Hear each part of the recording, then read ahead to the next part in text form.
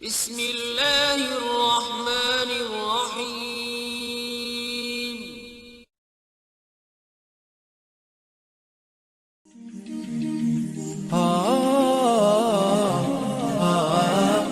Bismillahirrohmanirrohim. Assalamualaikum warahmatullahi wabarakatuh. Kisah Nabi Ayub yang diuji kesabarannya oleh Allah.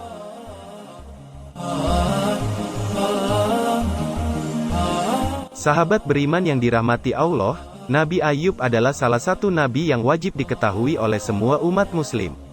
Nabi Ayub ini dikenal karena kepribadiannya yang sangat sabar. Kisah Nabi Ayub ini bisa kita jadikan pelajaran jika kita sedang mendapatkan suatu permasalahan yang berat. Dikisahkan, Nabi Ayub adalah seseorang yang diberikan banyak nikmat oleh Allah Subhanahu wa Ta'ala. Dirinya diberkahi dengan banyak anak. Dalam satu kisah dikatakan anaknya berjumlah 12 dan kesemuanya adalah laki-laki. Selain itu Nabi Ayub juga diberi nikmat oleh Allah Subhanahu wa Ta'ala berupa harta kekayaan yang melimpah, memiliki berbagai ternak, dan juga diberi istri cantik yang soleh serta setia. Dengan semua nikmat yang diberikan tidak menjadikan Nabi Ayub pribadi yang sombong. Justru dirinya memanfaatkan nikmat yang diberikan Allah Subhanahu wa Ta'ala untuk membantu dan menolong orang lain. Setelah pernikahannya berjalan selama 20 tahun, tidak ada cobaan Allah Subhanahu wa Ta'ala yang berat untuk Nabi Ayub, sampai usia 50 tahun.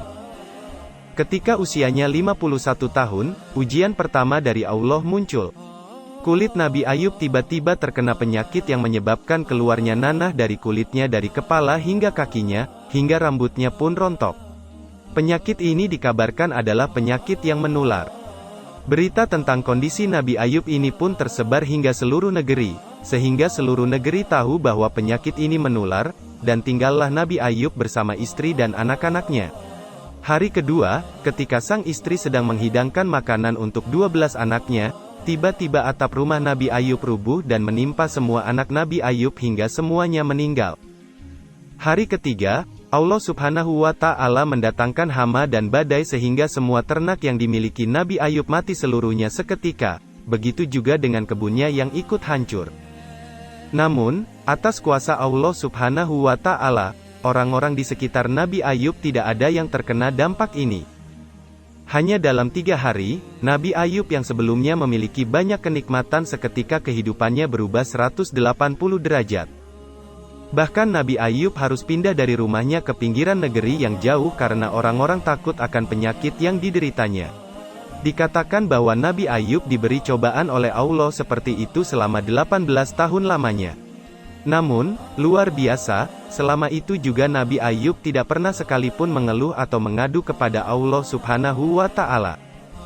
Dia terus bersyukur dan bersabar, tapi tetap berikhtiar, dengan cara tetap berobat dan beribadah. Di pinggiran negeri, Nabi Ayub hanya tinggal berdua bersama istrinya. Istri Nabi Ayub memang bisa dijadikan contoh yang baik. Dirinya tidak peduli dengan kondisi suaminya yang berpenyakitan, bangkrut, hingga jatuh miskin. Ia tetap setia menemani Nabi Ayub, mengurus keperluannya, bahkan pergi mencari nafkah.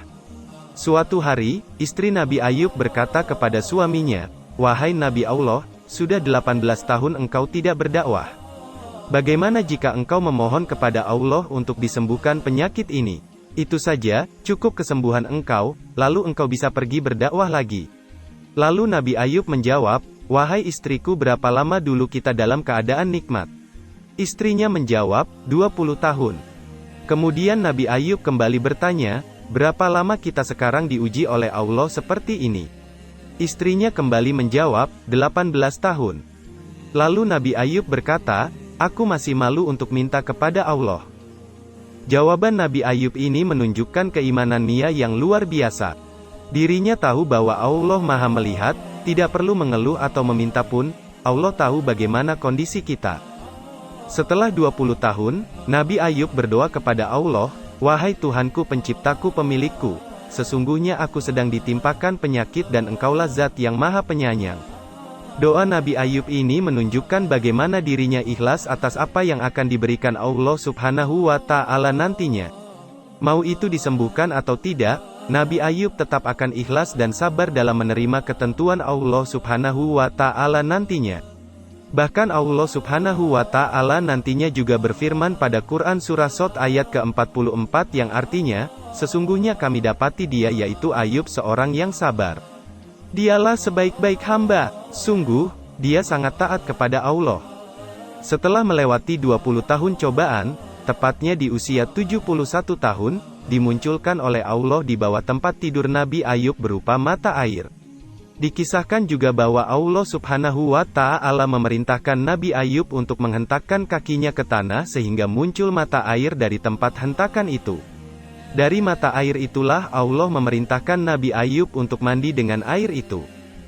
Setelah mandi dengan air tersebut, Nabi Ayub menemukan bahwa tubuhnya sembuh dan bahkan kondisi fisiknya menjadi lebih baik daripada 20 tahun yang lalu. Kemudian Allah Subhanahu wa Ta'ala mengirimkan berita kepada masyarakat di negeri tersebut bahwa Nabi Ayub sudah sembuh. Kemudian dikisahkan bahwa Allah Subhanahu wa Ta'ala menyuruh Nabi Ayub untuk berjalan keluar sehingga masyarakat dapat melihat bahwa Nabi Ayub benar-benar sudah sembuh. Besoknya, masyarakat di seluruh negeri datang membawakan Nabi Ayub hadiah. Saking banyaknya hadiah yang diterima oleh Nabi Ayub, dikatakan bahwa saat itu juga kekayaan Nabi Ayub menjadi 2 kali lipat lebih banyak dibandingkan 20 tahun yang lalu. Kemudian di hari ketiga, istri Nabi Ayub hamil, dan sejak saat itu setiap tahun istri Nabi Ayub melahirkan anak kembar, hingga Allah Subhanahu wa Ta'ala memberikan kepada Nabi Ayub 24 orang anak laki-laki. Allah Subhanahu wa Ta'ala juga menggambarkan bagaimana kisah Nabi Ayub ini dalam Al-Quran Surah Al-Anbiya ayat 83-84 yang artinya, dan ingatlah kisah Ayub, ketika ia menyeru Tuhannya, ya Tuhanku, sesungguhnya aku telah ditimpa penyakit dan Engkau adalah Tuhan yang Maha Penyayang di antara semua penyayang. Maka kami pun memperkenankan seruannya itu, lalu kami lenyapkan penyakit yang ada padanya dan kami kembalikan keluarganya kepadanya, dan kami lipat gandakan bilangan mereka, sebagai suatu rahmat dari sisi kami dan untuk menjadi peringatan bagi semua yang menyembah Allah. Tidak ada yang mustahil bagi Allah.